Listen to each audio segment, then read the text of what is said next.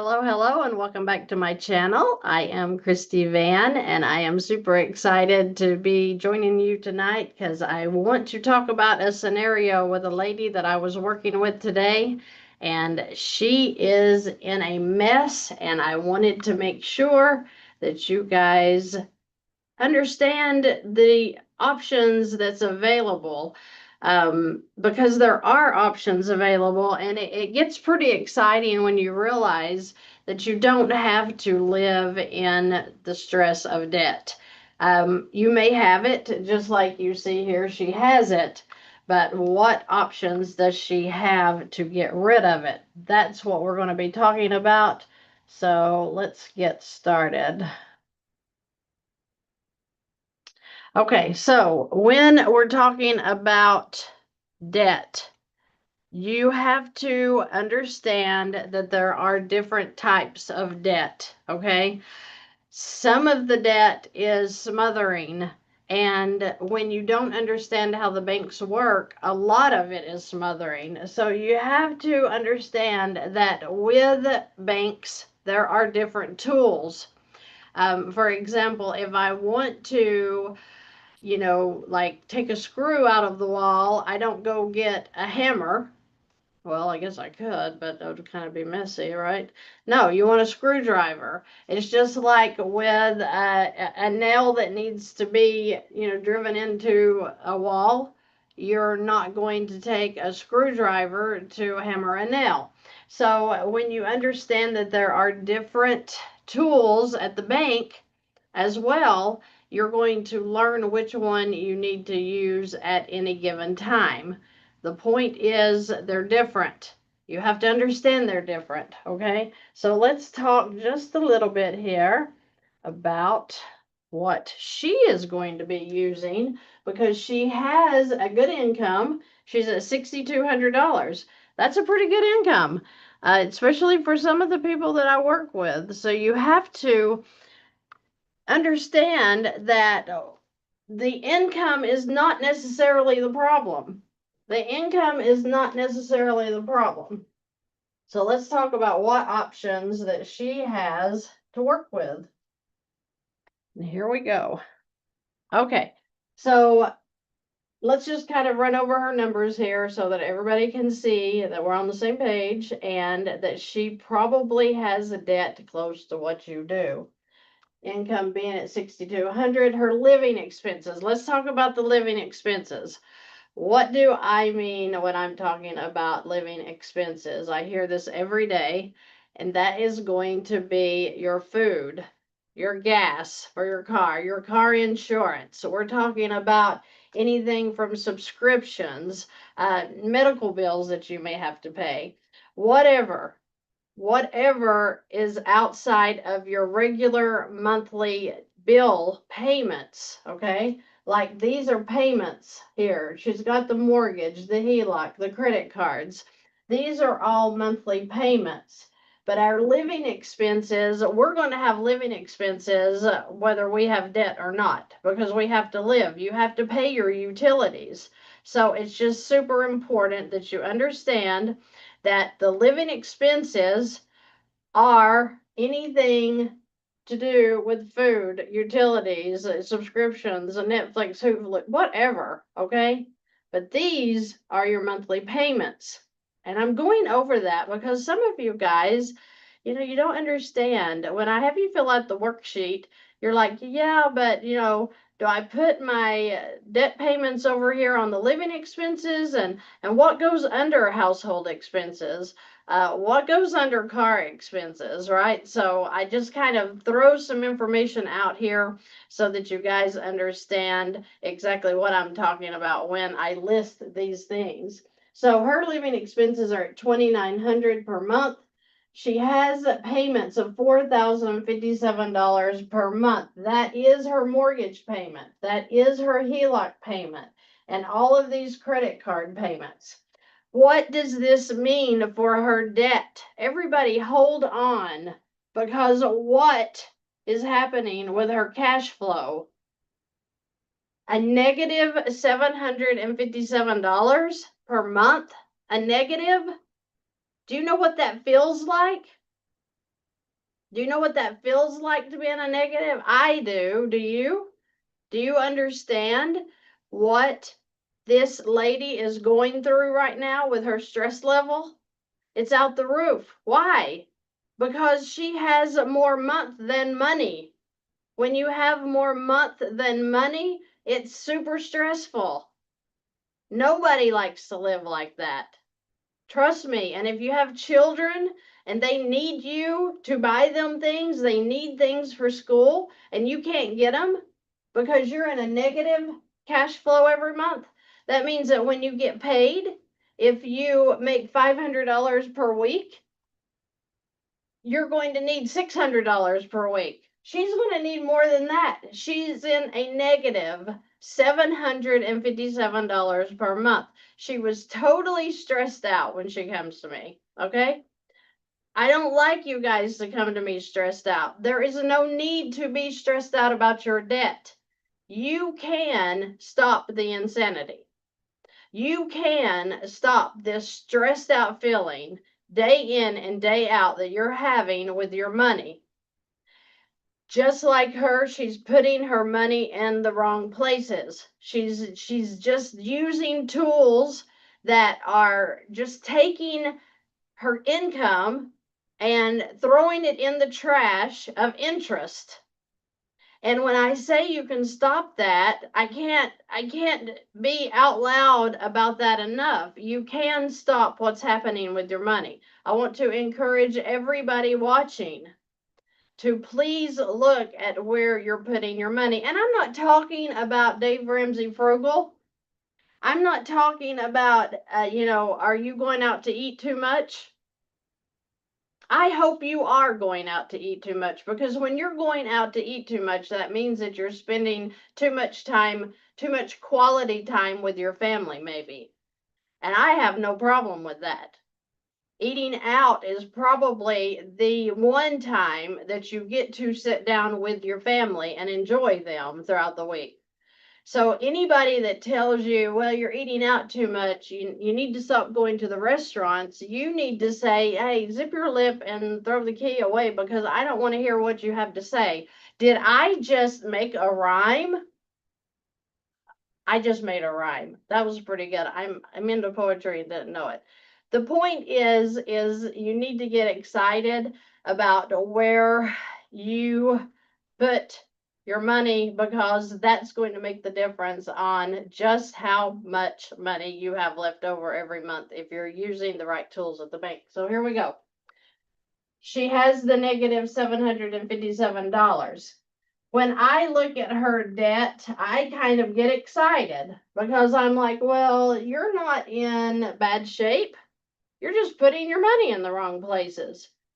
So we talked about what's it going to look like when she takes the money, the income that she works so hard for every week, and puts it in places that are really going to change her life. It's really going to change the way she is spending money and how much money she has left over. So let's look at this. We have a couple of ways. Now when I talk about options on getting out of debt, I'm talking about surefire ways. Is that a word? Is that even a phrase? The point is that if you don't know your options, then you're going to stay broke. All right. So she has 3 or 4 options that I'm thinking about right here, right now, that she could use starting today, and it's going to change her life with how she is spending her money and how free she's going to feel. But, I don't even know which way to start here. This is so good. This is such a great scenario. I just want to run a board here for a minute and see what we can do with her. Let's start first with talking about the HELOC. You guys, if you've been watching my videos for any time, you know that I absolutely love the HELOC. I love it. Why? Because it's a revolving line of credit. What does that mean? Revolving means going around, right? Revolves. So when you're talking about credit cards and HELOCs, you're talking about these revolving lines of credit where you put money into them, but you can pull it right back out and use it again. That's revolving, okay? Open-ended, meaning if I put $100 into a line of credit and I need $50 in 10 minutes, I can turn around and pull $50 right back out and put it into my account and use it. That's revolving. Now, what is the difference between a loan and a line of credit? Well, this is revolving, but the loan doesn't quite work that way. The loan is closed end. That means that you're literally putting your money in. If you put $100 in, it's gone. There is no pulling it back out.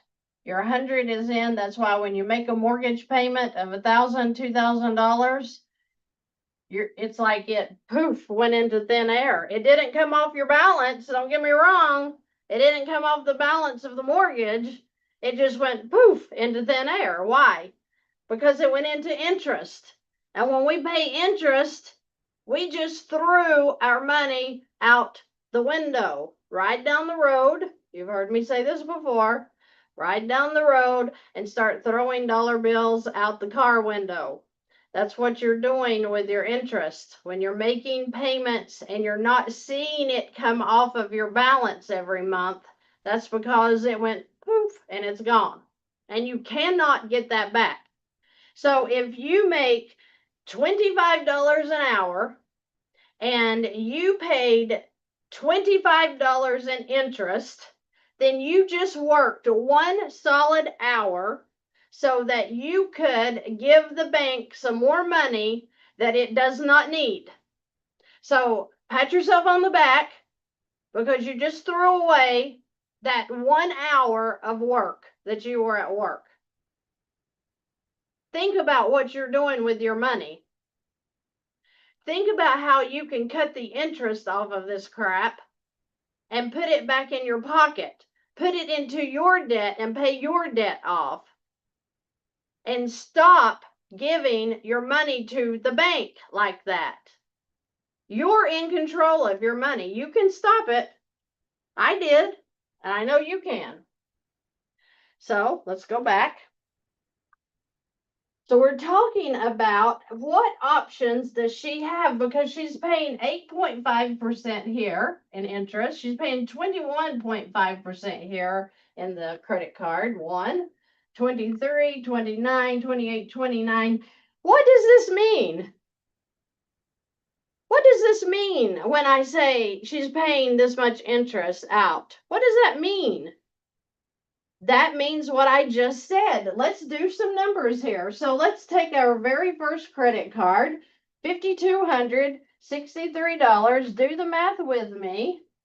So $5,263 times the interest rate, which we're showing here at 21.5%.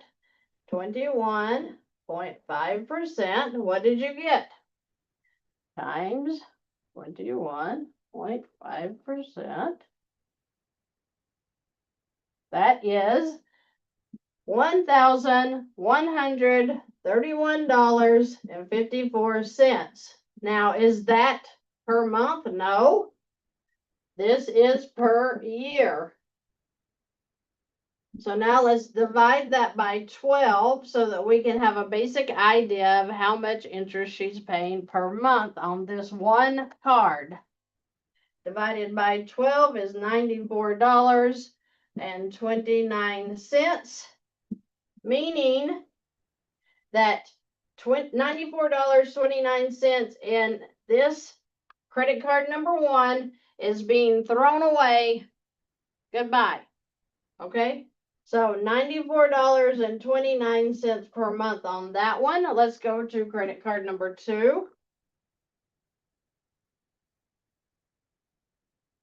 The balance is $8,660. We're going to take that times the interest rate, which we're showing at 23.5%. So times 23.5% equals $2,035.10. All right, we're going to divide this by 12 because remember, this is for the whole year. Let's divide that by 12. Oh, that was all right. 2,035.10 divided by 12.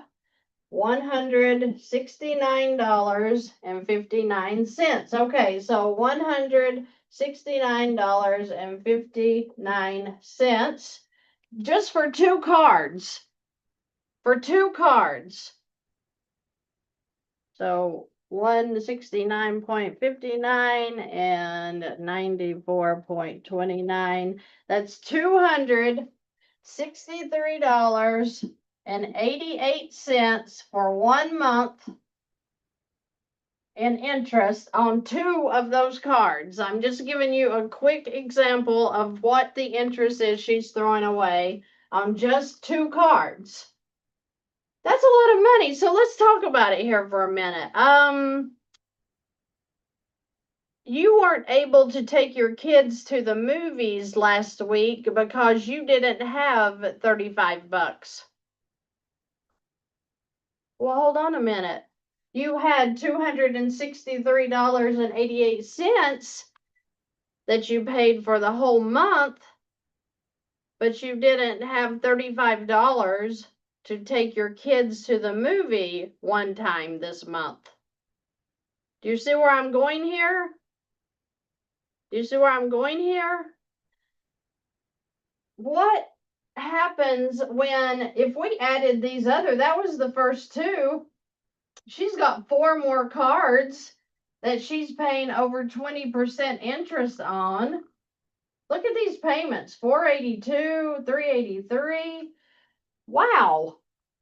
Wow.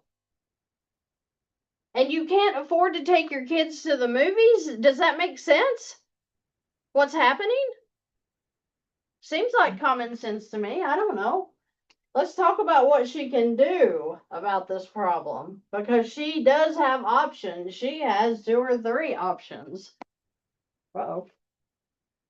Okay, so let's talk first about the real option. What's the real option that I see here that would be like, oh, wow, that would really change her game up? Well, it's going to be the first lien HELOC, because the first lien would take this mortgage that she's paying $2,009 per month on and turn it into a line of credit. I have videos about that if you want to go check that out on YouTube. So the HELOC is at $76,000. Let's talk about this HELOC right quick. The HELOC is a revolving line of credit, and she should start here using the HELOC correctly, because once she starts revolving the HELOC, this $539 payment is going to feel so much easier to make. But I want to move on into the credit cards, because she has options with these credit cards right now that she's not even using. She could stop the pain of the credit cards today. If you are loaded with credit card payments, you could stop that feeling of hating to make those credit card payments today. How? Well, if you remember, she had $2,900 in living expenses. Okay, so if she divided up her chargeable living expenses and used her cards as expense cards instead of just making these ridiculous monthly payments every month, what would that look like? Well, let's start right here with card number 3. She has an $8,566 balance and a $482 payment per month. So if my living expenses, go with me here, food, her food is about $725 per month. What happens when she takes and puts her food into credit card number 3? The balance, $85.66.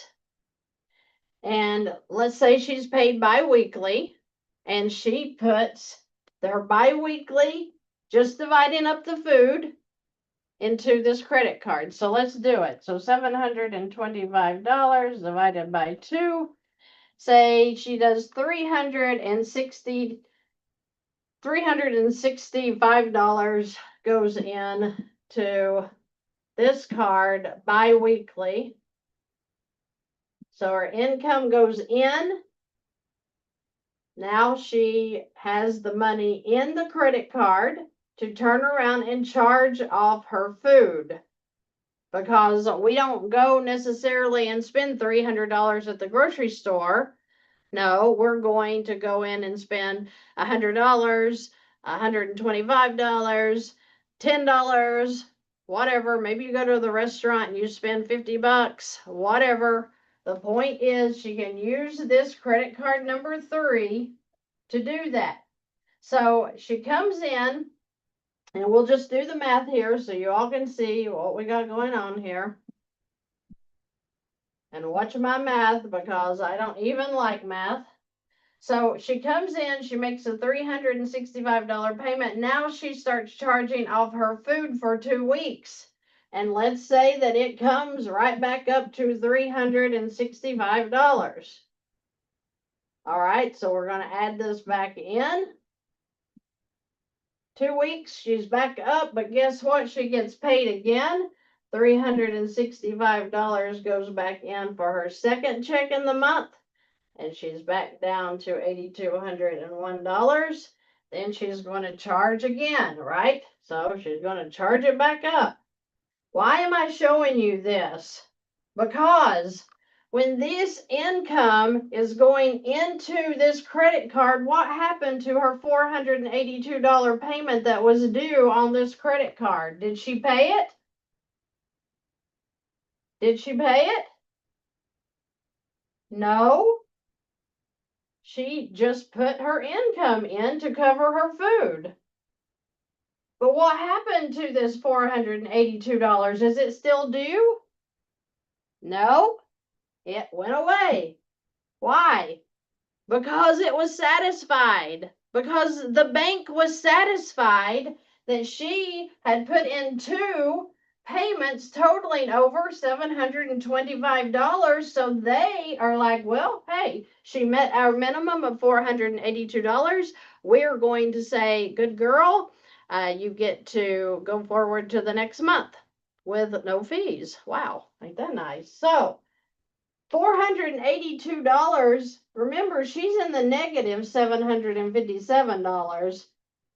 Did she just drop her negative out? Well, let's see. 757 minus 482 is, wow. Now she's only in a negative of $275. Well, what can we do now? Because, wow, wait a minute. Did I just do this and I just click? What? Let's do it again. Let's take credit card number 2 and let's do magic there. Okay, so here we go. Credit card number 2. We figured out that our food is going to go on credit card number 3. So what can we put on credit card number 2? That's going to equal $383. Well, doesn't your utility bills, your phone, your gas, your water, your cable bills, your car insurance, doesn't that total over $383 per month? Well, let's add it up. So we're going to say the phone is going to cost us, I know for me it's expensive, but let's say $250. We're going to say we could do electric. That's going to be a good $200 plus. We could do the car insurance. Say that's $100. Uh-oh, look here. Well, wait a minute. We're already going to be paying $550 per month for these three things. These three things out of our living expenses is going to be costing us $550. We are going to be paying $550 in living expenses, whether we want to or not. So why are you not using your credit card to do that? So credit card number 2 has an amount due of $383. We have to pay $550 already. So why don't we take this balance, $86.60, and put in from our paycheck when it comes in, we put $550 into this credit card to pay our phone, electric, car insurance. Income goes in, bringing our balance down. What does the bank think just happened here? What does the bank think just happened? The bank thinks you just made a payment, a good sized one, of, no, not 383, 550. What happened with this $383 payment that was due then? Satisfied? Why? Because your income went in to cover your phone, electric, and car insurance. What did that do to your negative? So you have $275 now. We have $383 that we don't have to pay that's in our debt payments. So $275, $373. Uh-oh. We just went into a positive cash flow of $108. You made two moves. And you went from a crazy negative into an awesome positive. But now you can breathe for a little bit. This only lasts for a little bit, but this gets you to the next step, okay? We're going to be talking about, you could do this with all of your credit cards. You could divide up your expenses and all of these payments would become cash flow.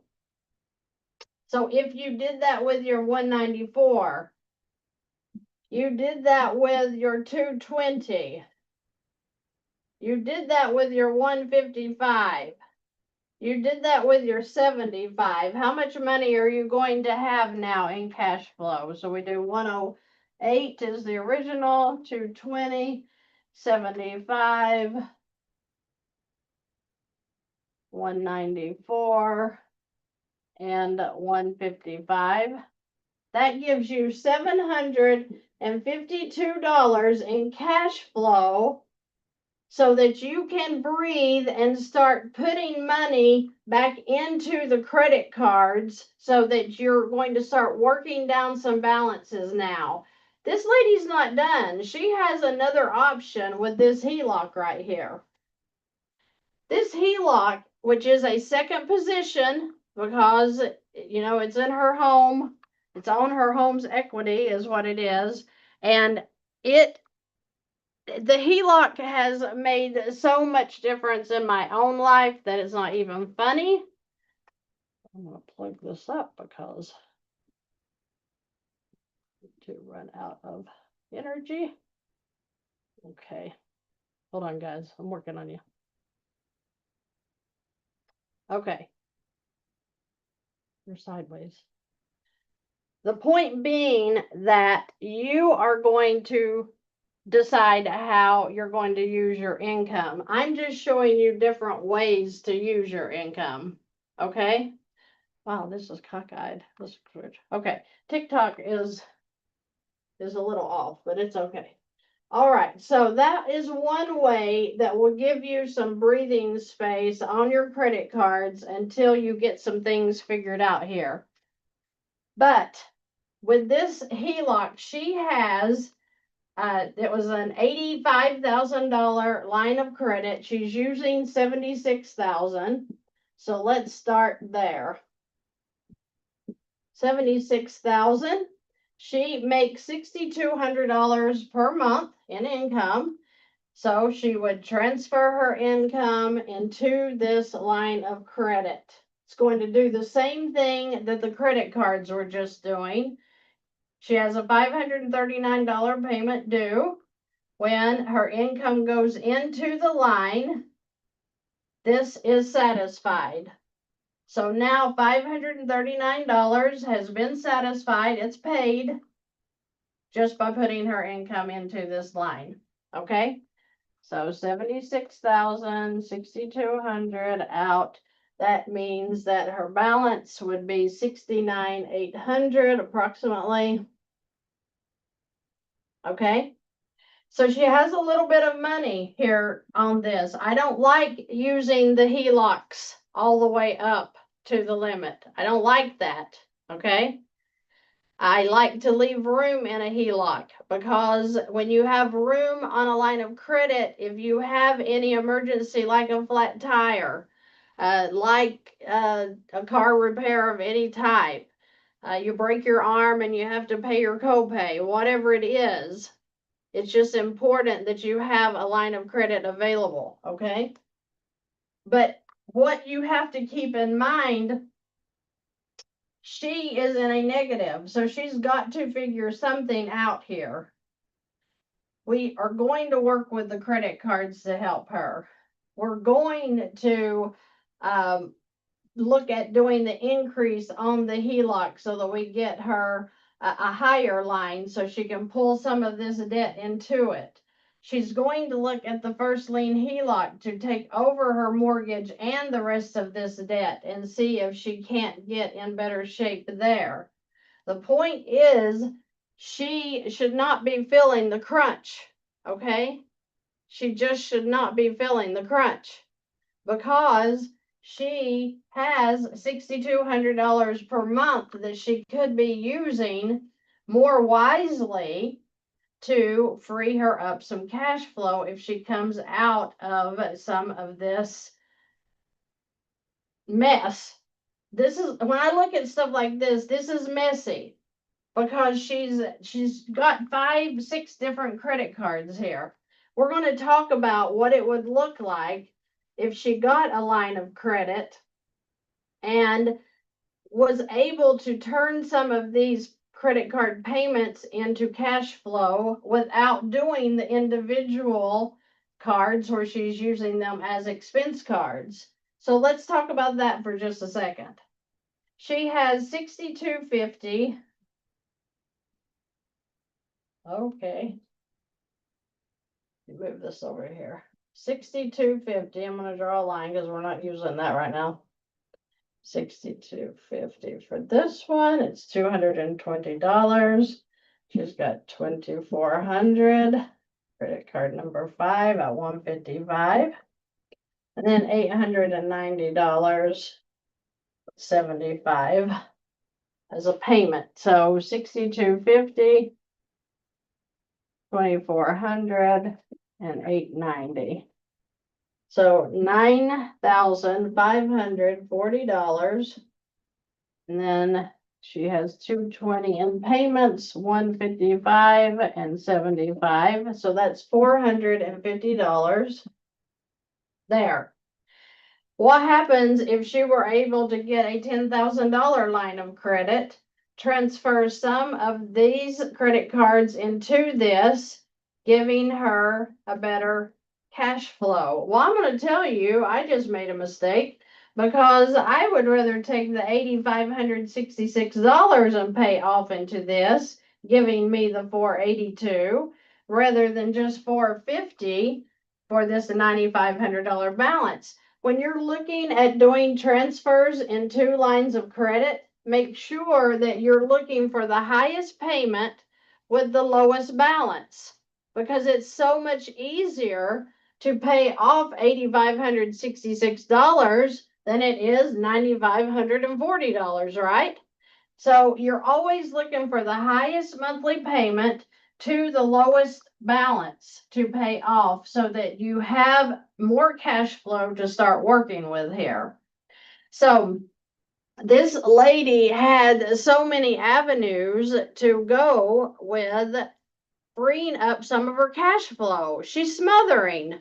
Are you smothering? Are you smothering? If you are, look at where your money is going. See what it is that you can figure out with turning payments into cash flow, making more money. Maybe she needs to pick up that second job that Dave Ramsey talks about all the time. I don't know. But the point is, you have to be aware of what's going on with your money. You have to be aware of where your payments are going. Once you look at everything, it's so important that you do the worksheet. I don't care. Don't do my worksheet. Do a worksheet.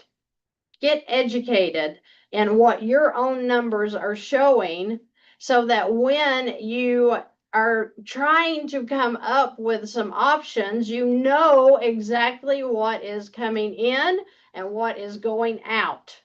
Okay?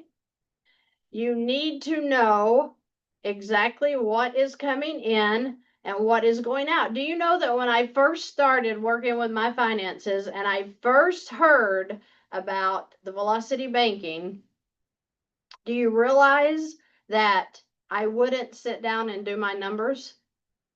Why? Because we don't want to see what our numbers show us. That's scary. Was it scary for you when you sit down the first time? If you're doing velocity banking and you're like, oh, I don't want to know what it is. I just know it's bad. I just know it's bad. It's not always bad. It's not always bad. You just feel like you're smothering when it can be as easy as what we were doing here with turning the payments into cash flow. When you get the cash flow, it then goes back into the balances, or in this situation, when we were talking earlier, she had gained, let's say even, what was it, $108 in cash flow. What would I do with that? Well, I would start working with my HELOC first. So that's what we were talking about up here, is after you figure out where your credit card payments can be turned into cash flow by using the credit cards as expense cards, then you would take all of your income into this line, the large line, then pull your expenses back out. So if her $2,900 living expenses has to be paid every month, and whether or not it's on a credit card, it would still come out of this account, this line of credit, when the credit card is due. And then she's going to have some debt payments, of course. Right now they're at $4,057 as a whole. But when the income goes into this line, this 539 has been satisfied, so we can take that amount off. So 4,057, taking off 539. So 3,518. Then we're going to be working on our credit cards to where these payments are coming down, remember? So we'll take the 383 off of that amount, the 482 off of that amount, and now the 3,518. That means $2,653 is now her debt payments that will have to be paid throughout the month. Because remember, the expenses were going into these credit cards. If you're catching in late to this live, make sure that you go back and rewatch the video. on the YouTube channel so that you'll understand what we're talking about. So 69,800 plus 2,900 plus 2,653 is 75,353. Then her interest is going to be charged as well. So another reason that using your income in these lines of credit is so important is why? Because when your income goes into the line and reduces the balance, you're going to be paying less. You're going to be paying less interest, that charge. You know, one more thing I want to talk about before I go is if you are working with the credit cards and you're having problems with low credit scores, if you will take your credit card and divide up that payment that you're making. Let's say you have a $200 credit card payment that is due on the due date. Okay, so 200 is due, say on 6/25.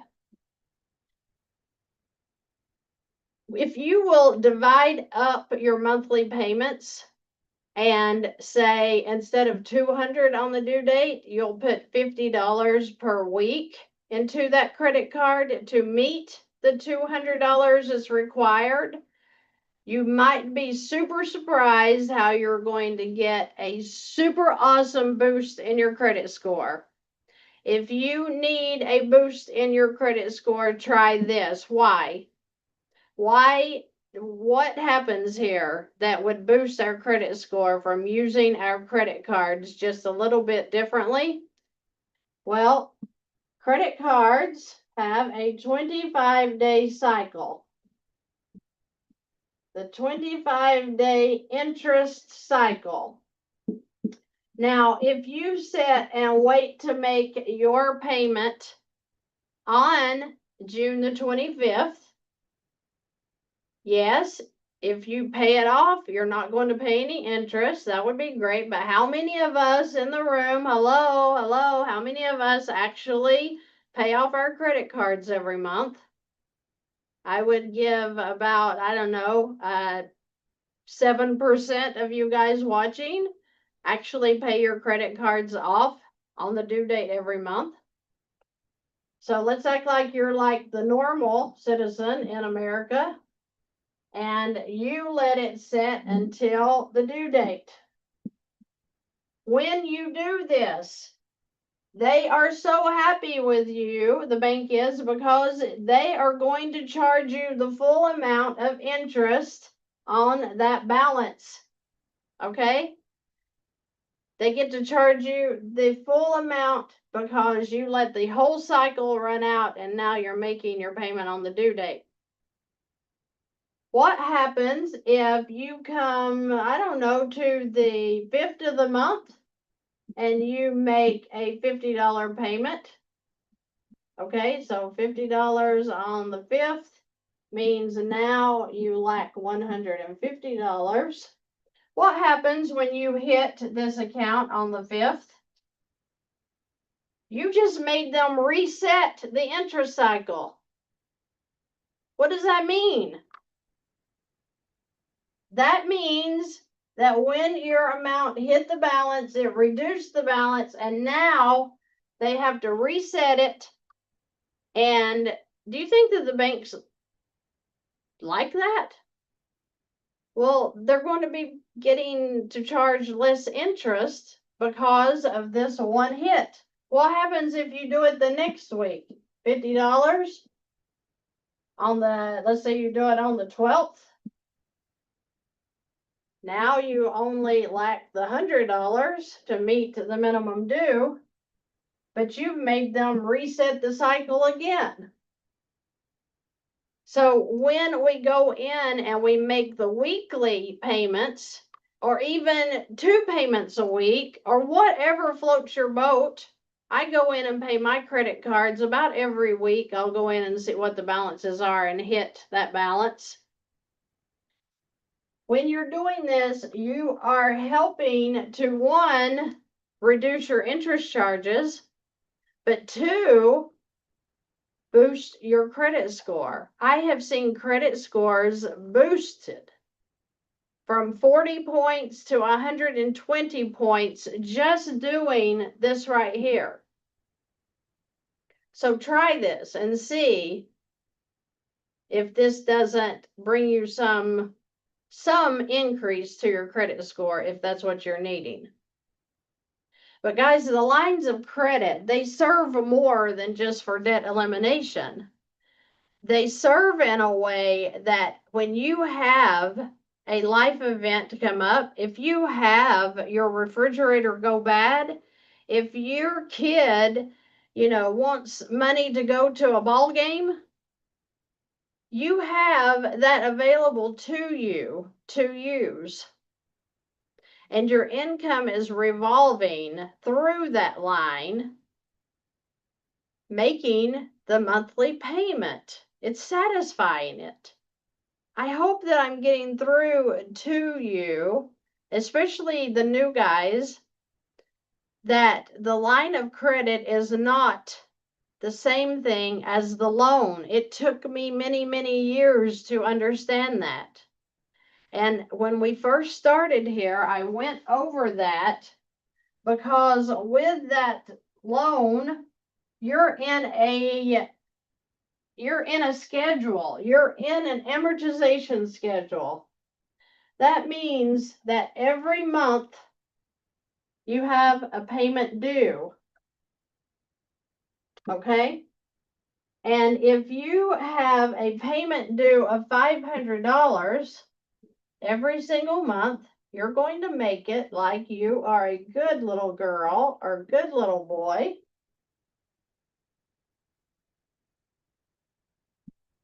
Then you're like, oh, thank you, Jesus. I have really been paying this off. I have made 500, 1,000, 1,500, 2,000, 2,500, 3,000. I have made $3,500 in payments. My loan only started at $10,000. I am 1, 2, 3, 4, 5, 6. Wait. 1, 2, 3, 4, 5, 6, 7 payments in. I've paid $3,500. Then that means that the balance of my loan is $6,500 right here. Right? Right? Right? No. No. Lie from the devil. This is a lie. I had a guy come to me a couple of weeks ago. He had been making payments on a motorcycle that he bought. He wanted to upgrade to a new motorcycle. He had been making payments for 2 years. He thought he almost had that sucker paid off. When he went to this motorcycle dealership to upgrade to the newer motorcycle, do you know what they told him the payoff on his motorcycle was? It was almost the same that he had originally borrowed. Why? Why is this happening? Why is it that when you have a car loan, a motorcycle loan, a personal loan, a mortgage, why is it that when you call up and get your payoff in a year, 2 years, 10 years, that you see very, very little has been paid after you have been making your payments religiously? This is $3,500. That's a lot of money in 7 months. But the actual balance, when you go look at it, might be, I don't know, $9,200 or something. And you're like, what the heck? I've been making payments of $500. Why? Why do I still owe $9,000? Interest, baby, interest. You remember when we first started, I told you that if you are making $25 an hour at your job, and let's act like they didn't take the taxes out of that, okay? We'll just pretend that you got to take home $25 for that 1 hour. And you turn around and you have paid interest on those credit cards like I showed previously, or let's just go ahead through this amortization schedule. Maybe, just maybe, you got, I don't know, $480. And you're like, oh, well, that's good. No, it's not. This $480 is interest only. You only got $20 paid towards your motorcycle. Let's go into month 2. You got $479. No, you didn't. No, you didn't. You got $21 that went on your actual $10,000 balance. Do you see now why it takes you 60 months, 72 months to pay off a car? I mean, let's just say you bought a $25,000 car. Your payments are $700 a month, and I'm just throwing this out in there. So 25,000 divided by $700 is 35, about 36 months.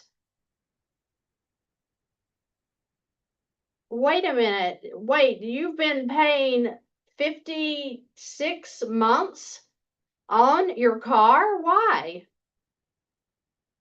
My $600, $700 payment should have paid that off in 36 months. That's 3 years. I'm going into my 5th year. Why? Because of this right here. This is your loan. Your loan already has your interest calculated into your monthly payment. That's why you can never get ahead. What happens though? What happens if you go get a line of credit for $10,000? So let's say it was going to take you, oh, we'll say $500 a month, 10,000. Let's say that it was going to take you 32 months to pay off this $10,000. Okay? I'm just throwing some numbers out there. So let's say you have a $10,000 loan.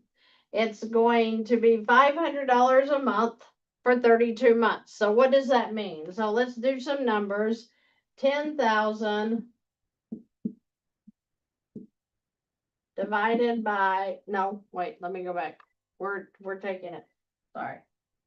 We're going to take 32 times 500 just to see what your total is you actually paid. And this includes your interest, okay?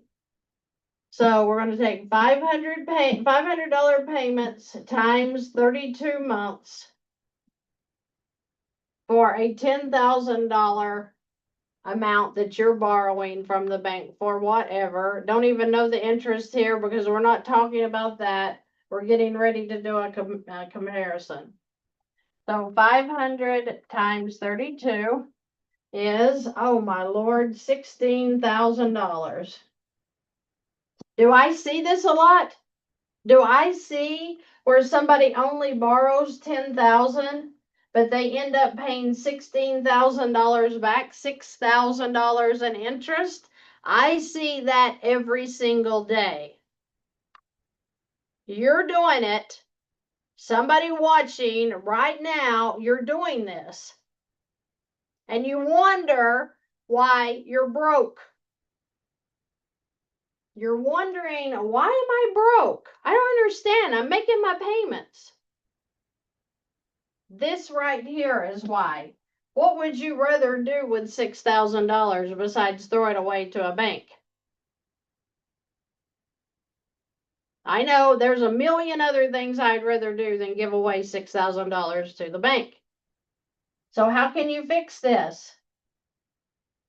Okay, so if you're going to pay $6,000 in interest using the loan, let's talk about what it would look like if you use the line. Now that loan, let's imagine that that loan was at 9%. Okay.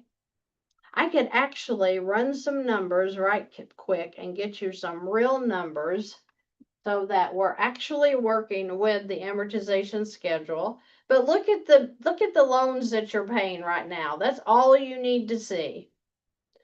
Is if it's a 60-month loan, take your monthly payment times 60 months and then compare that total to what you actually borrowed. And every time it's going to be over the amount you borrowed because that's your interest. Okay, that's how banks make money. I'm not mad at them. Whoever came up with this stuff is like genius because they have to be multi-billionaires, and they are. Okay, so let's take the same $10,000 that we needed, that we ended up paying $16,000 for. Let's take that and put it into a, what did we say this loan was at 9%? How about if we put it into a 16% line of credit? Did you hear me? I said 16%. Yeah, but wait, she got this loan at 9%. Okay, but let's just see what 16% looks like in a simple interest line of credit. That's an amortization schedule with the loan. This is going to be a simple interest product. So let's just run some numbers and see what this looks like. 10,000 times 16%, that is $1,600. Now remember, this is for the whole year, right? This was 32 months on the loan. This is for $1,600 for the whole year. And then let's divide that by 12, just so we can see monthly. That's $133.33 per month. Okay? All right.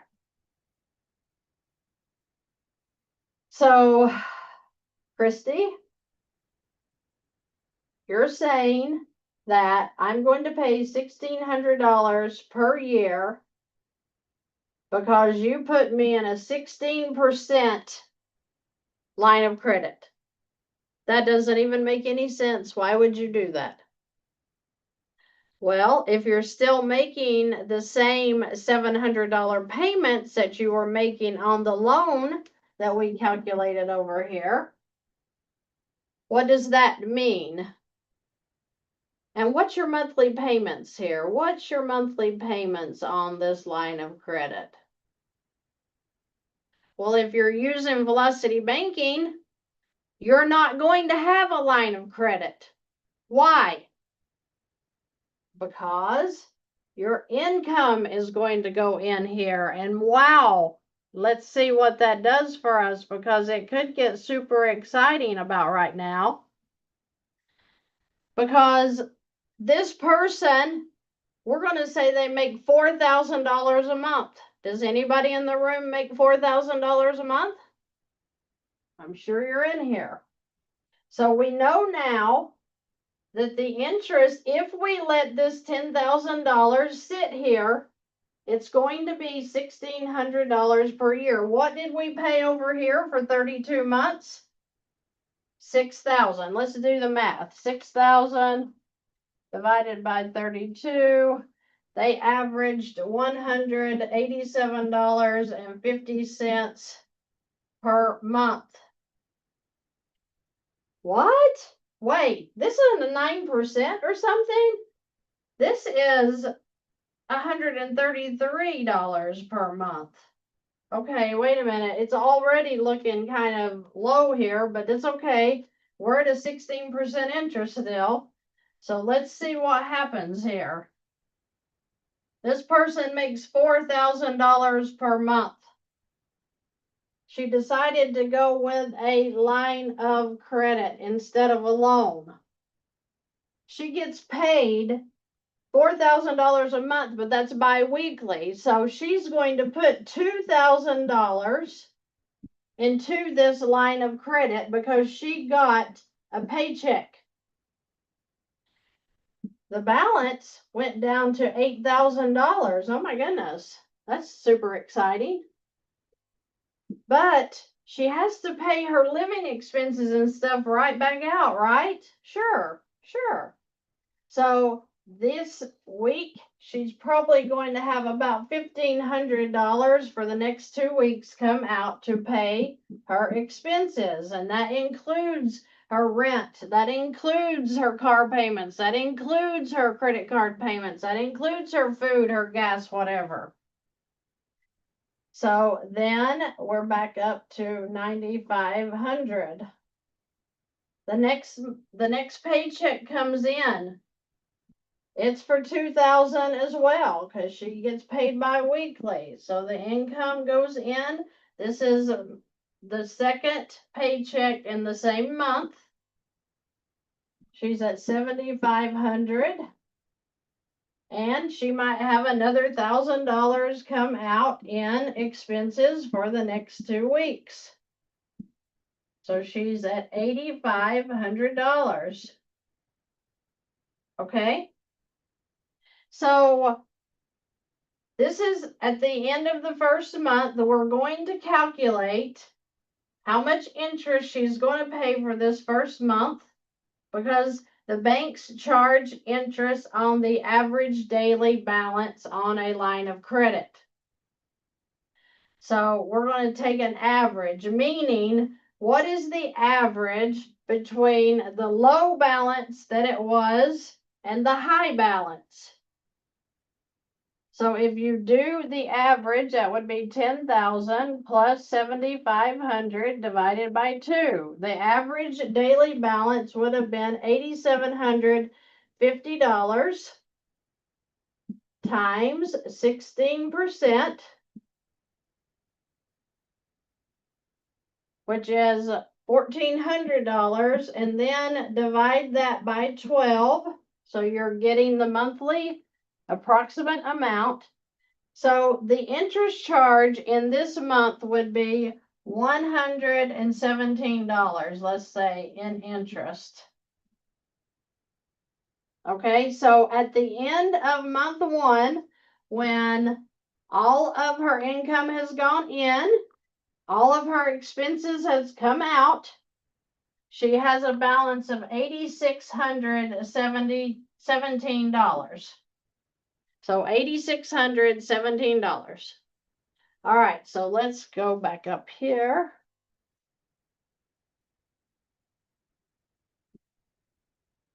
And start on month 2. So $8,617. We're going to put in her $2,000 income for month 2. Now this will be her third paycheck that goes in.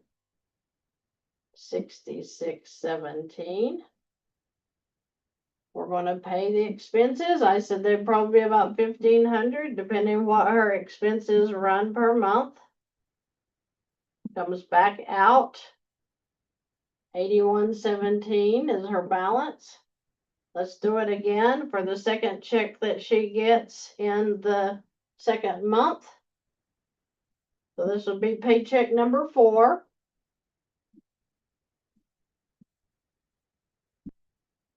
Okay. And now we said she'd have about $1,000 come back out in expenses approximately. So 7117. Now let's calculate the interest for this month. So 8617 was the high, 6117 was the low. Let's get the average.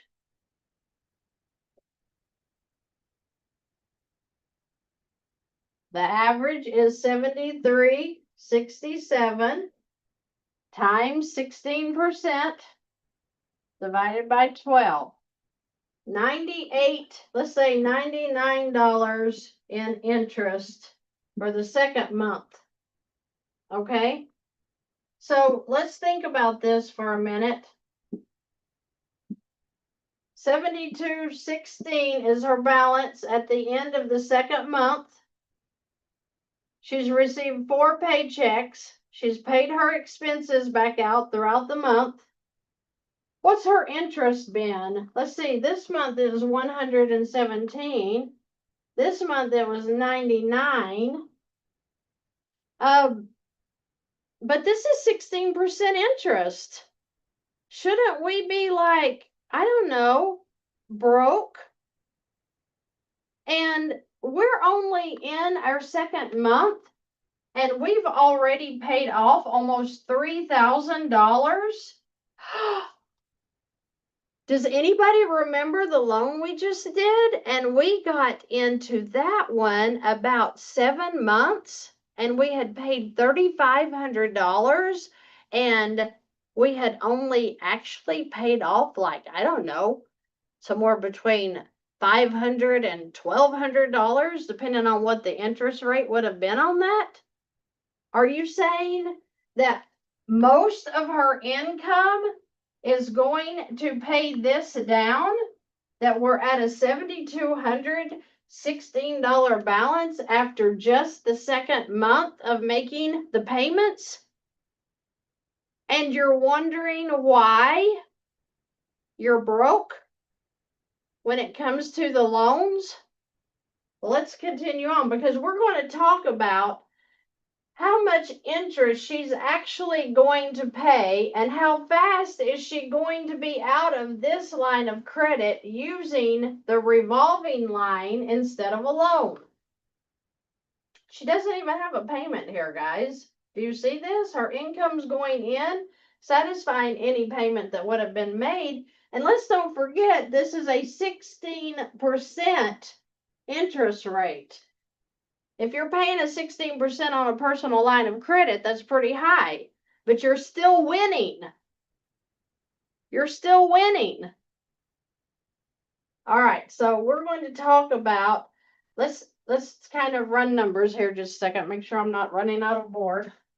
So if she has $4,000 in income, and let's add up, we had 1,500, 2,500. She could even have a more than 25. Let's say that she has, let's say she has 3,200 in monthly expenses. Okay, that means 4,000 subtract out the monthly expenses. That leaves her about 800 in cash flow.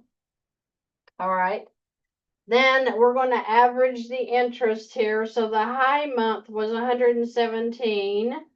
And let's see, she's going to average 117 on this divided by 2. She's going to average, let's say, $80 in interest from the time she first starts paying until the zero balance. So that means that she has $720 of cash flow that's actually going in to pay down this $10,000. So 10,000 divided by 720. That means that in 13.88 months, this $10,000 will be paid off. Wait a minute, Christy, how could that be? Wait, what? Because over here she had 32 months. How? What's happening? What does this mean? Somebody help me understand what's happening here. 13.88 months. She paid off a line of credit at 16%. With $4,000 a month of income and her expenses coming back out of that. Okay? So if you have a $10,000 line of credit right now,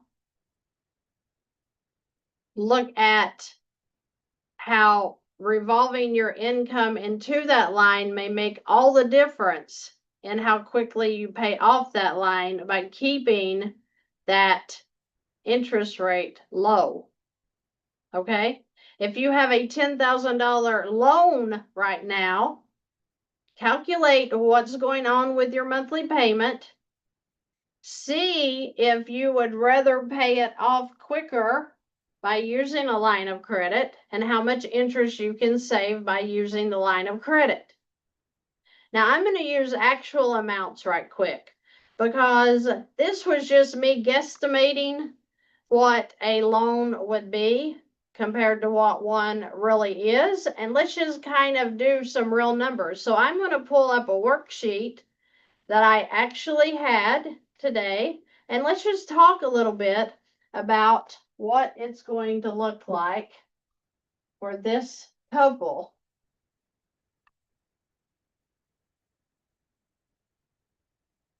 All right, so they had 3 credit cards.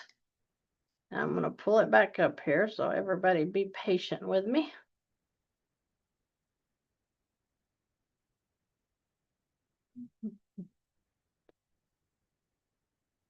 Okay, let's see what we got here. We have income of $4,793. Just take it down. So $4,793 is the total income per month. The living expenses are, pull them back up here.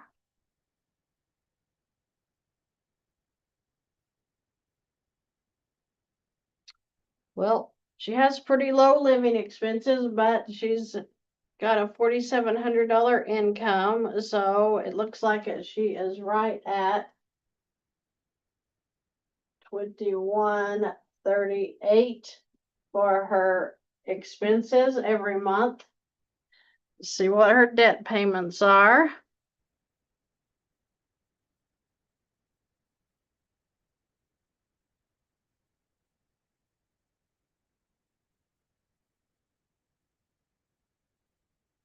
Okay, so she has a mortgage at a balance of 100, so I'm gonna write that down here.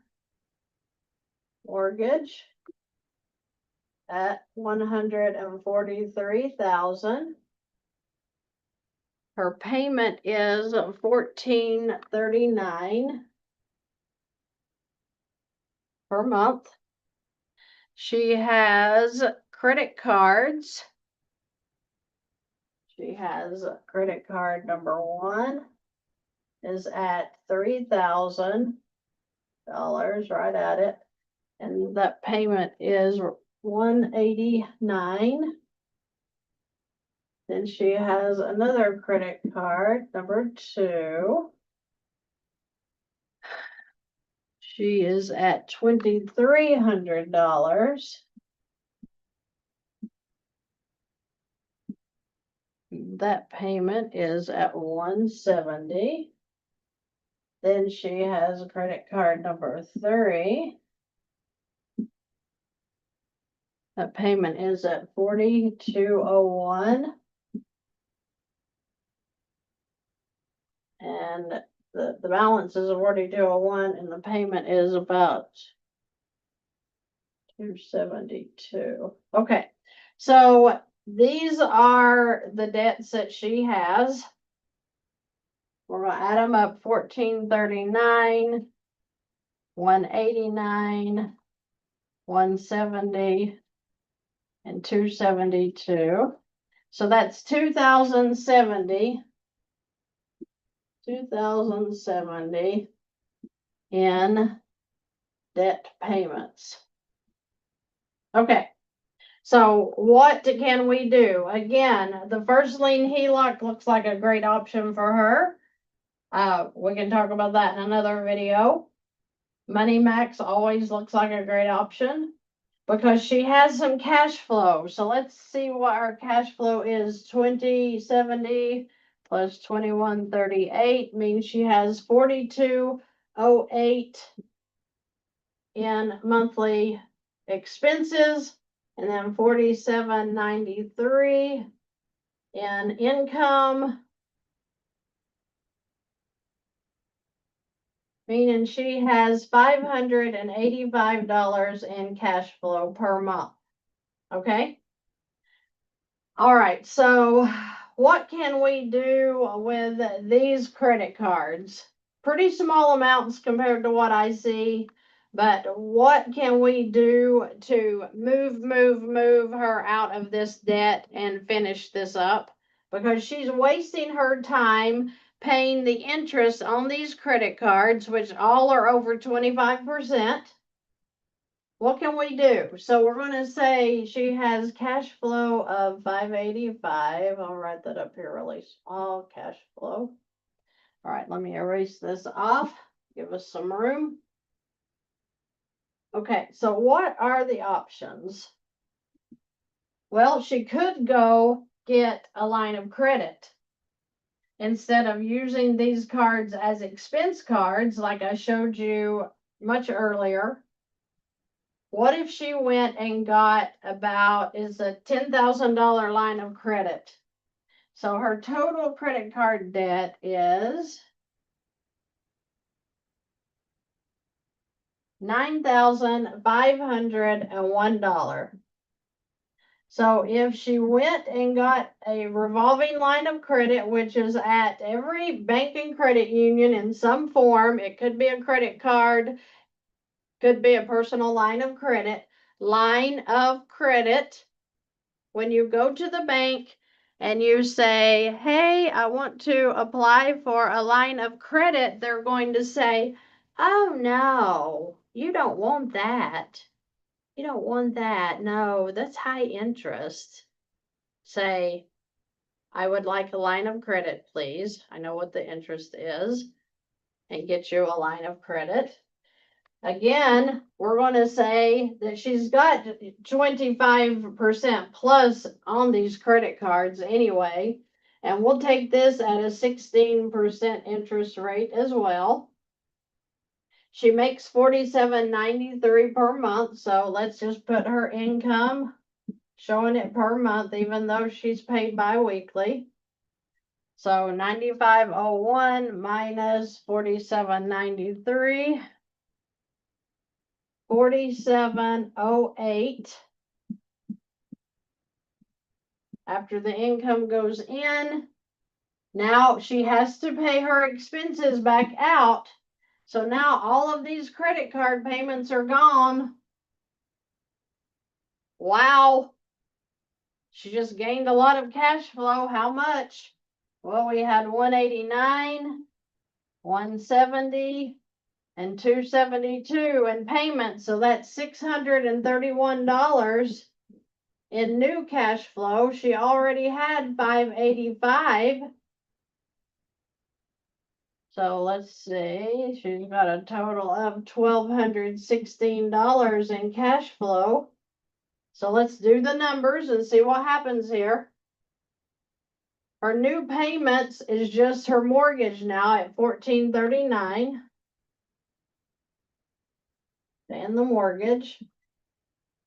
And these are gone. Paid them off, put them into a line.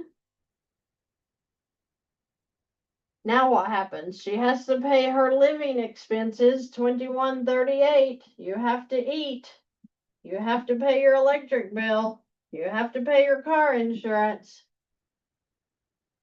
So let's see what that takes her back up to.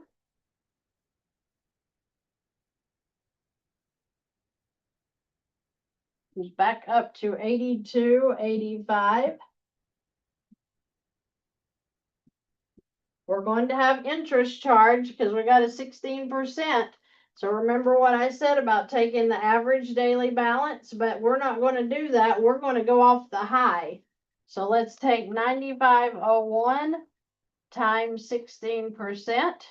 That's 1520.16 divided by 12 to give us a monthly rate of $127 for the interest. Okay. So 127 plus 82.85 equals 84.12. Okay. All right. So first month, she's down almost $1,100 at a 16% interest rate. Month 2, 84.12. Put her income in again, $47.93.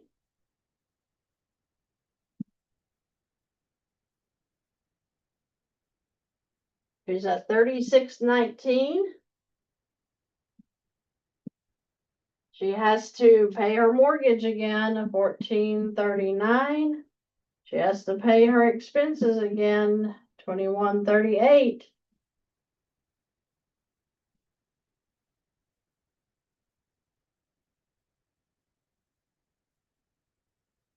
She's at $71.96. We're going to charge the 16% interest off of the high again.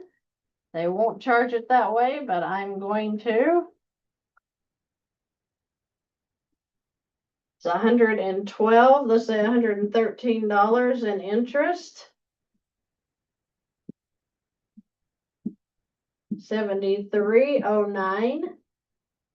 Month 3, $47.93 goes in income.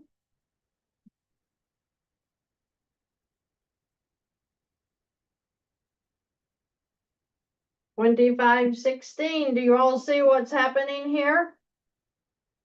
She's about to pay off her credit cards that she's been making these minimum monthly payments on for God only knows how long. She's about to pay this off.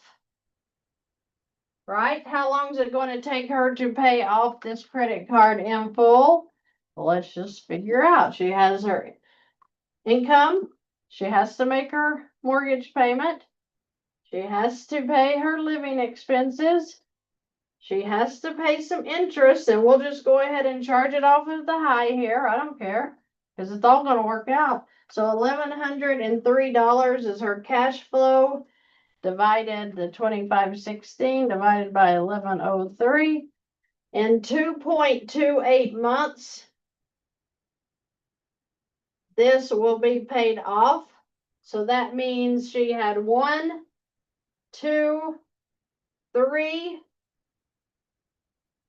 So what? 5.5 months. She's paid off $9,500.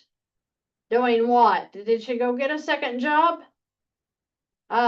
Did she sell her couch? Did she make her children go to work? No. No, she used a tool at the bank that served her instead of her serving the bank. That's the only difference. That's the only difference. And you know what else? She has so much cash flow now that if her kids want to go to the movies tomorrow night, she can take them. If she wants to take her kids on vacation every 6 months, she could do that. If she wants to take her kids shopping for clothes and spend $500 a month, she has more than enough to do that now. Why didn't she have it here? Well, I don't know, because she was making a bunch of monthly payments at 25% plus. I just want you guys to think. I want you to change your mindset, because our actions equal results. Our actions equal results. So whatever you're acting on right now, that's why you have the results you do. It's not because somebody did something bad to you. It's not because of the way you were raised. It's not your parents' fault that you're broke right now. It's not your community's fault that you're broke right now.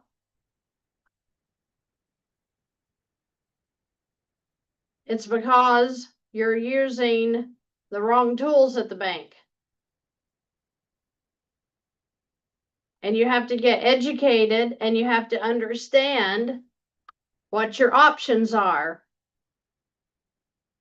That's why on the channel we talk about your options. What options do you have to get free financially? You deserve it. Your children deserve it. Your spouse deserves it. Are you and your spouse sitting fighting about money every day because you're broke? You want to buy something, you want to buy a home, you want to be able to go out on a date night once a week, and you can't afford to because you have no money. I work with couples all the time, every day, that make over $10,000 a month. And some of you are like, oh my gosh, I wish I made 10,000 a month. If I made 10,000 a month, I know that I wouldn't be broke. I know that I would be making it. No, you don't. No, you don't. It's not about the money you make. It's about where you're putting the money. It's about where you're spending the money. Are you spending it having a good time with your spouse on a Friday night date? Or are you spending it in interest?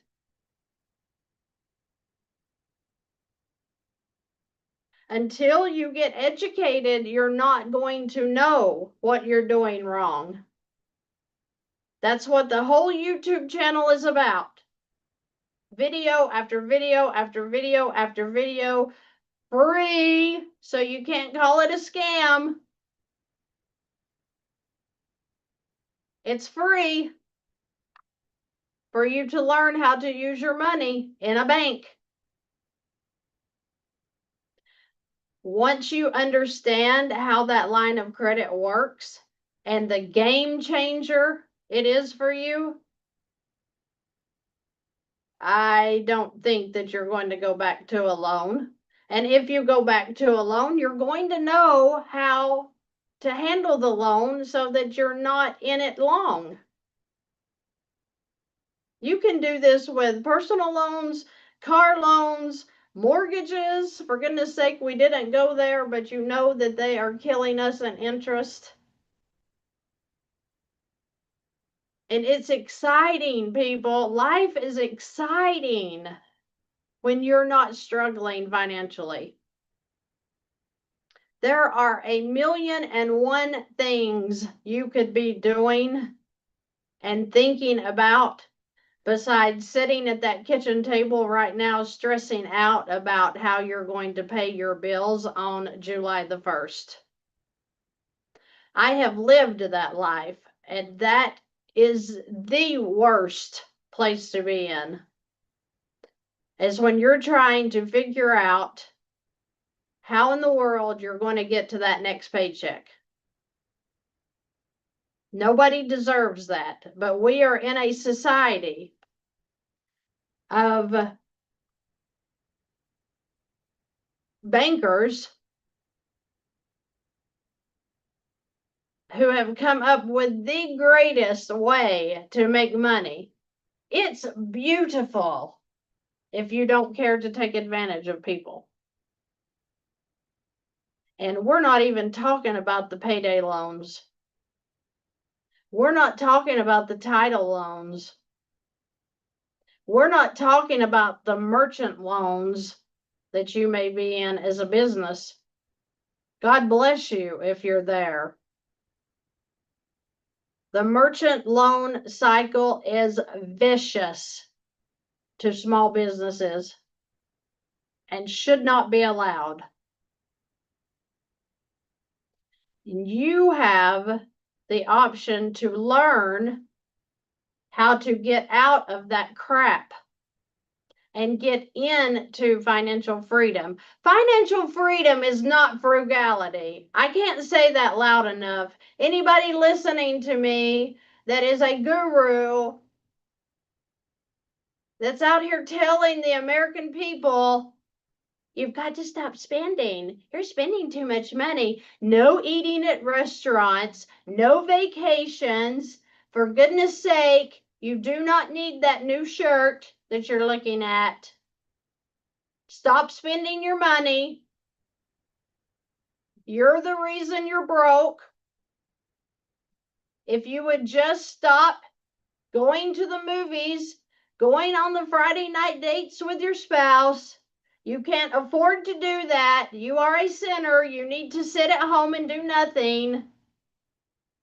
I am so sick and tired of hearing the gurus that are talking like that to people that are struggling while they're sitting back in their chair with their headphones on, calling people idiots and fools and saying, you're an idiot because if you weren't doing, the Friday night scene, you wouldn't be broke. If you would stop letting your kids play sports, you wouldn't be broke. If you would pick up the second job and deliver pizzas at night, you wouldn't be broke. That is a lie from the devil.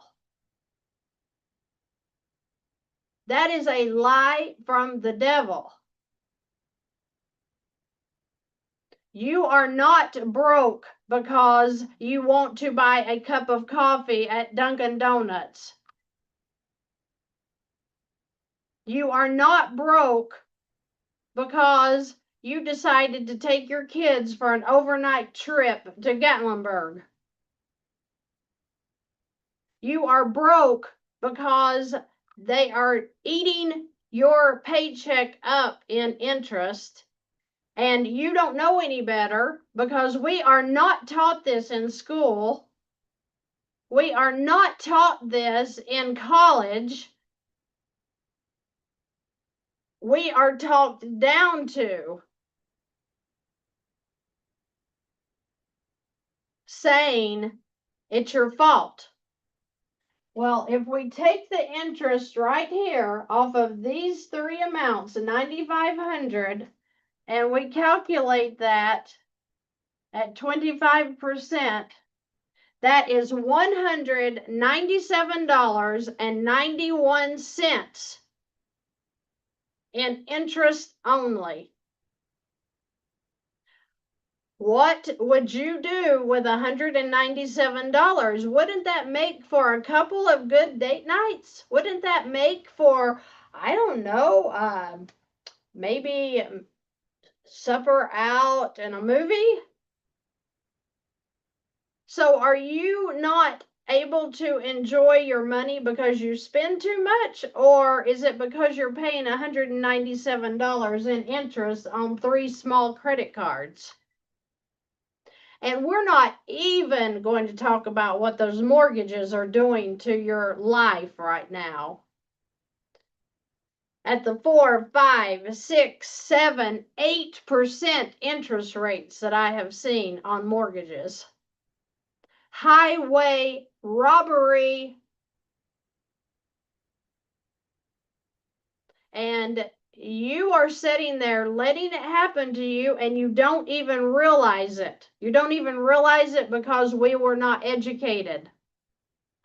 We were not educated to understand that there's a difference.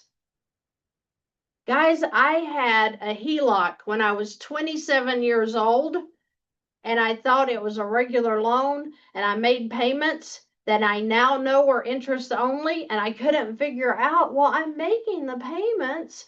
Why is the balance not going down? I don't even understand. That makes no sense to me.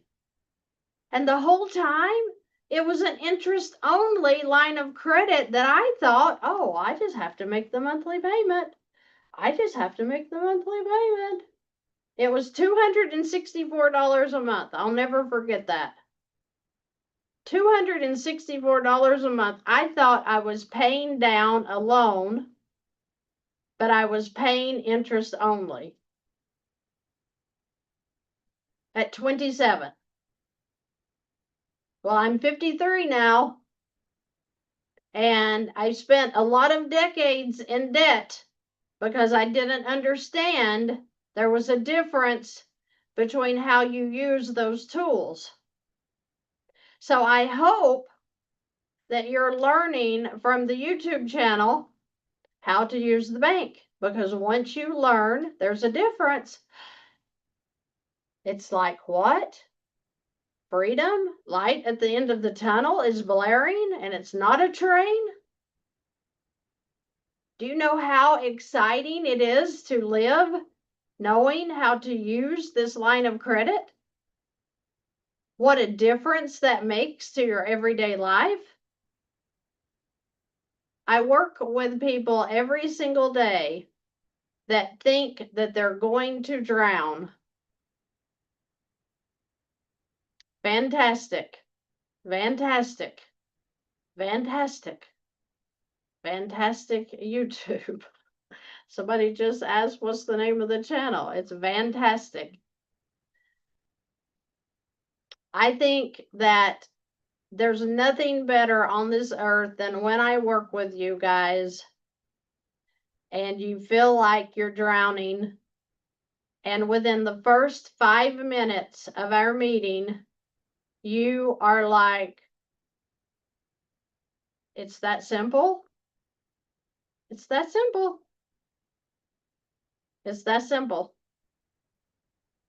And you're not taking your cash flow and just throwing it into some loan that you never get to see again. And God forbid that you throw your cash flow into a loan and your car breaks down the next day and you threw that cash flow into a loan and you can't get it back. And now you're frantic. So to the gurus that tell you, go get the second job and throw all of your cash flow into your loans, I say, you do it. I'm not doing it. And I'm not going to tell people to do that. That's why nobody's out of debt, because nobody can afford to throw their cash flow, which is about $50 a month, into a loan that they can't get back out if they need it in an emergency. If we have 500 people, 600 people watching right now, I'll bet 5 of you might think about putting your cash flow into a loan. Because once it's into the loan, you can't get it out, and you can't breathe to think about doing that. You can't breathe, because what if I need $50 tomorrow and I put it in the loan and now I have no money? That's where the line of credit makes everything better, is you're able to use the money again. So somebody tells me, oh, you don't need to do all that stuff. You can just throw your cash flow into the loan. There's no sense to go get a line of credit. That's just debt. Why would you go do that? Well, you go do it. When I see that comment on the channel, I'm like, go do it. You go take your cash flow and you go throw it into that loan, and I'm going to applaud you and I'm going to be so happy for you. I can't stand it. But I will not tell people to do that when there's a line of credit that they could throw all the cash flow and income into that they want. And if they decide, oh my gosh, you know what? Whew, I wasn't expecting that. My washer broke down. I'm going to have some money. Oh, you know what? I forgot to pay for my kids' yearbook. It's due tomorrow. Whew, I'll just take it out of my line of credit. Okay? Please get educated. There's so many ways to get out of debt that we are not told about. You're going to be so excited when you realize, oh, I feel like I'm totally rich now because I've got these lines of credit and, I don't even use them unless I have to, but they're there and I've got my debt paid off and I just feel like $1 million. If somebody would have told me 15 years ago, hey, Christy,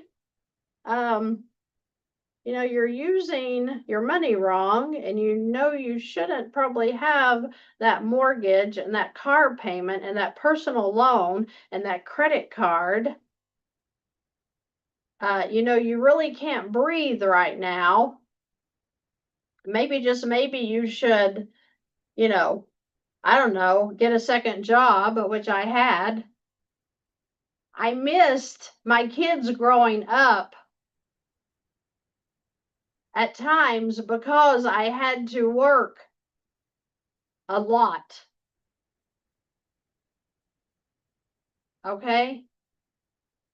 So when you have to work 7/12s, and for you guys that are on the road out there, skilled hands in the field, and you're working 7/12s, when do you get to see your family? Oh, that's right. The 15 minutes when you come in, you get to eat, and then you get to go to bed because you got to get up and drive 30 minutes to the job site again. You're killing yourselves out there on the road. I've seen it. I know what it's like to live on the road. And you're working and working and working because you've got to pay your bills. And your family's growing up and disconnecting because, well, I don't ever get to see dad. I don't ever get to see mom because, somebody's got to work. Somebody's got to pay for the things that the kids need. Somebody's got to pay for the house.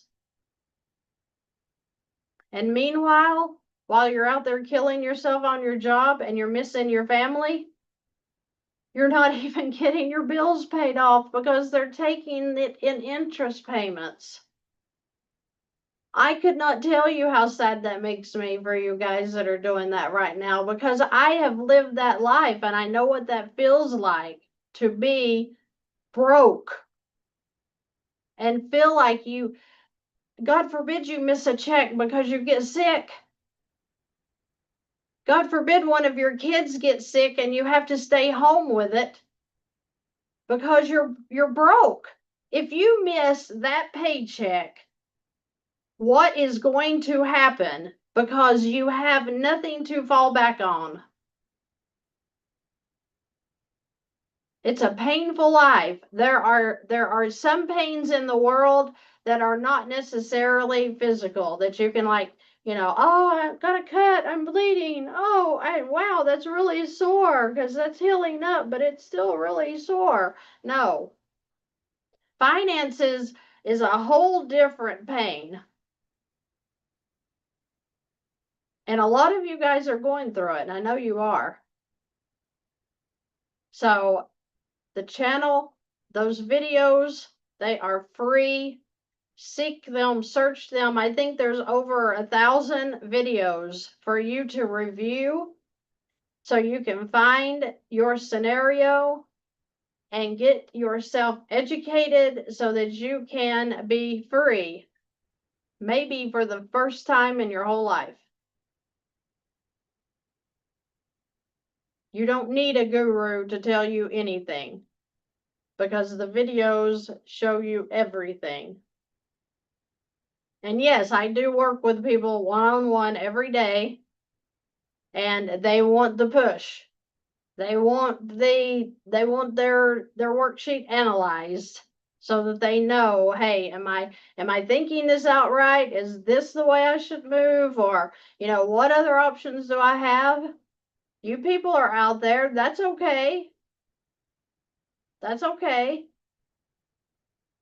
But you don't have to have someone help you because the videos, I think I lay it out pretty simply. I think I do. This even felt mumbled up to what I usually do.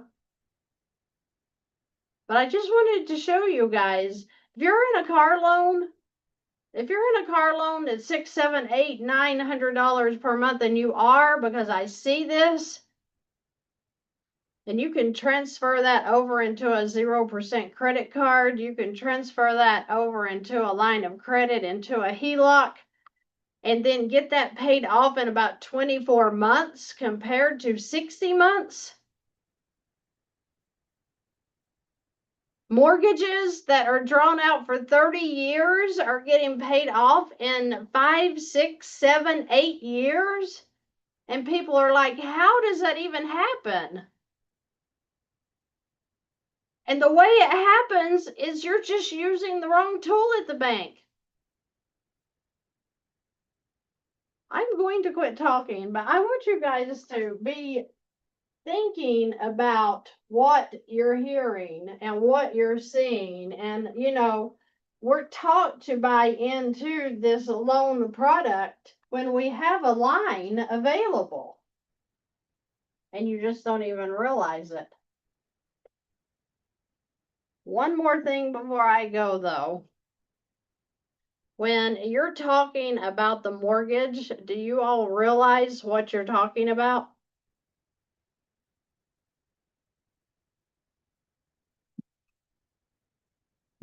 When you realize that this word, what this word means, and you think for a minute, wait, no, I never thought about mortgage. What does that word mean? Well, mort, we know, like a mortuary, mortician, death.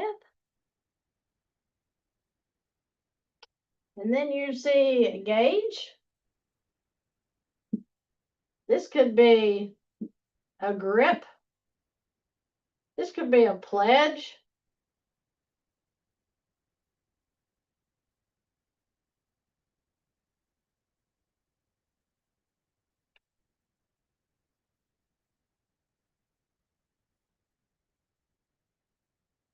And you don't think that they don't know what they're doing?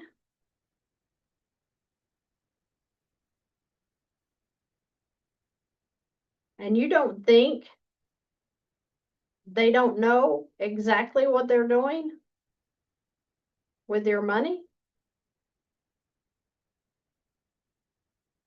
When you're in a death pledge,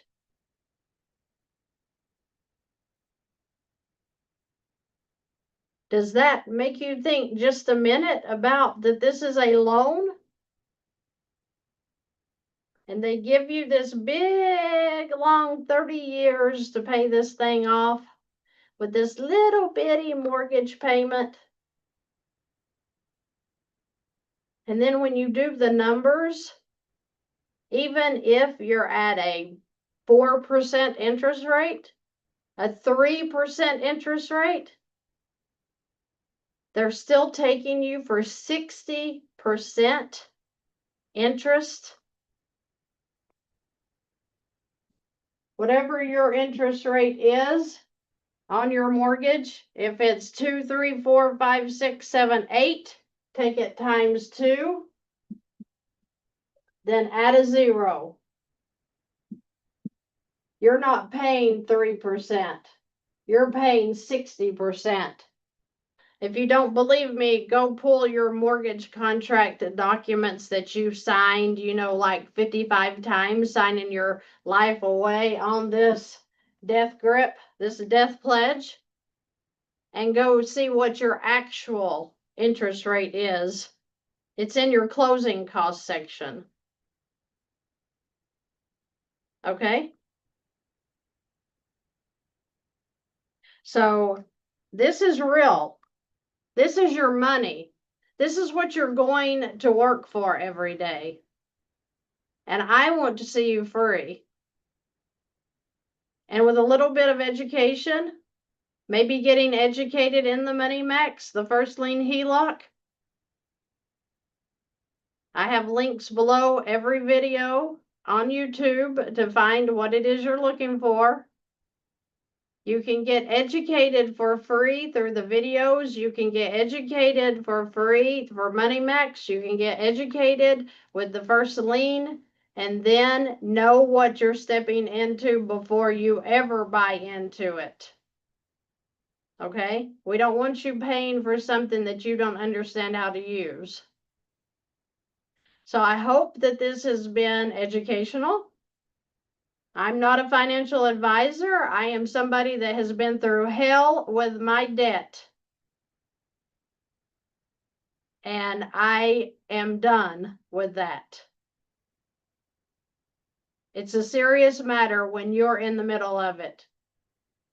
And I know you're out there. And my prayer is that the favor of the Lord will fall all over everybody watching. And that you are going to get answers that you weren't even aware were out there. Okay? So I want you guys to have a great rest of your night. It is very late. Oh my goodness, is it 10:30? It is 10:30 Eastern time. But I'm excited to spend some time with you because I know this works. I don't give a crap what anybody else says. A naysayer, don't even care. Not interested in what you say. I am interested in getting people free. And this channel is doing it because I am seeing your results. I'm hearing you. And as long as the good Lord will let me stand here and talk to you and help you, I'm going to do it. We are having September the 1st is going to be the VANNtastic Financial Mastery. I'm calling it the Labor Day Rally because it's on Labor Day, September 1st, 2nd, and 3rd. You're welcome to join that. Register. It's on the videos in YouTube. We're going to have so much information on that. I have my personal coach is going to be on that. My high performance coach. I'm so excited to introduce him to you guys, Dr. Howard Dennis. He's going to be talking about our coaching. We're going to have Chris Noggle on there. He's going to be talking about the infinite banking concept, the private money club. We're going to have Money Max there. John Washenko, who actually created the Money Max, he's going to be there. We're going to have the lenders that do the first lien HELOCs and the all-in-one loans. They're going to be there. We're going to have Matthew Pillmore. God bless him for bringing the knowledge of velocity banking to me. We are going to have my personal preacher there. He's going to be joining us. He always does. We're going to have Brent Carlson there. Brent is with Corporate Capital in Las Vegas, and he teaches people about trust and how they work and helps you get set up. Last but not least, we're going to have JJ the CPA there. He is my personal CPA, and wow, he has changed my life with taxes. Taking that over for me, helping me, giving me advice that I never ever have heard of before. It's full of information and it's super cheap. I'm keeping it way down. $89 is what I'm letting that go for this time. It was $297 in January. I said, let's get it down so that everybody that's interested in learning everything can come for $89 and get the whole 3 days. It's going to be recorded, so you'll be able to watch videos of it, you know, the recordings if you can't make it for some reason. And then Alex Alberin, he is definitely going to be there. He's my number one when it comes to VANNtastic. He has been right by my side and still stands with me. So he is awesome with starting businesses, helping you build your dream. So there's so much information going to be in this rally. I'll call it a Labor Day rally because, like I said, it's on Labor Day. I'm excited to do it. I'm excited to bring everybody together again. Let's get you some of the information that you need to get educated. Like I said, there'll be a link to register for this VANNtastic Labor Day rally underneath the videos on YouTube. Okay? I know you all are exhausted. You've got work in the morning. Come on. And if you're doing that second and third job, I know you're exhausted. So I want to bring you out of that. I want to bring you into financial peace. And I want you to know that my God supplies all of my needs according to his riches in glory through Jesus Christ. And I have no want or need because he is helping me and he is helping you. And I want you to find peace in that. And if I'm talking to spiritually based people, so if you're not into that, then I'm not talking to you. Okay? I'm talking to you guys that understand what I'm talking about is the peace that comes when we ask and we receive because we are his and he loves us and he cares for us. So the very first thing I learned when I learned about velocity banking was I had been studying the word and that cast your care on him for he cares for you. That's beautiful. I put that on a sticky on my computer when I first started working on my finances. I used to go and look at my online bank account every few minutes because I just knew that something was going to be returned where I didn't have any money in the checking account to cover it. And when I started learning about how the Lord wants to bless us, how he wants to teach us how to use our money right, wants us to increase our giving so he can give more back to us, I wrote on a sticky, cast your care, and I put it right on my computer screen. So when I got stressed out about my finances, I would look at that and I knew, I'm not thinking about that. I have my strategy set up and the Lord is going to take care of that. He cares for me. He's carrying that burden. I'm just doing what I need to do and I'm walking it out. And buddy, I walked right through that debt like that it was not even there. And the peace that passes all understanding was all over me because the favor of the Lord was all over me. And he is still all over me. And he is all over this channel, which means if you're watching right now, he is all over you. And that is exciting. That's exciting. I'm excited for you guys. I couldn't be any more excited because I know what it feels like to cross over and to be on the other side of that debt. And it's exciting. Okay? When you're in the shower in the morning and you're stressing out because you're thinking, oh my gosh, gotta go to work because I gotta make money because I got, we're coming into the weekend and Monday I've got a payment due and I don't know what I'm gonna do about it. I want you to say the scripture out loud. My God supplies all of my needs according to his riches and glory through Jesus Christ. I want you to be loud and proud. I want you to walk around the house saying that. Because if you're one of his, then he is going to supply your needs. He's going to give you the wisdom that you need to get your finances in order and the rest of your life. He's so good. He's so good. I want to praise him, and I just thank him for what he's done in my own life, and I thank him for what he's about to do in your life, because it's getting exciting. Okay? I am going to let you guys go and let you have a great rest of your night. I am so excited you joined me. I look forward to talking to you, working with you, and hearing your testimony. So please leave any comments or questions below. I'm not afraid. I'm not afraid of naysayers if you're one. Have fun. Have fun at it. But I'm having more fun over here on this side. Okay? I appreciate you guys. You all have a good night, and I will see you in the next video.